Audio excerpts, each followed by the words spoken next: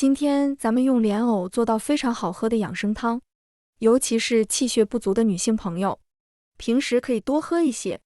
先用勺子把莲藕的皮去掉，选莲藕的时候，尽量挑选两头完好无损的，里面比较干净。洗净以后，把头和尾去掉，再切成厚片，把每一片分成4份，加入适量的清水，滴几滴白醋，把莲藕放里面泡着，这样可以防止氧化变黑。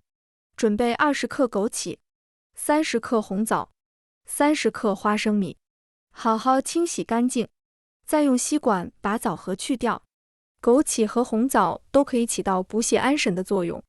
准备一把干桂圆，剥掉外皮，把果肉清洗干净，再准备一块去皮的老姜，切成片。砂锅里加入1000毫升的清水，刚才准备的所有食材全部下锅。做这种汤尽量选择砂锅，它的密封性比较好。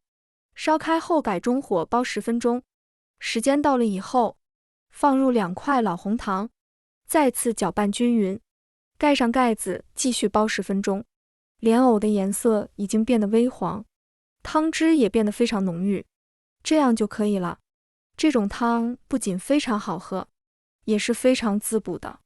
浓浓的莲藕清香，莲藕和花生的口感也很绵软，男士们学会了可以经常给媳妇煲，喜欢的朋友可以收藏一下。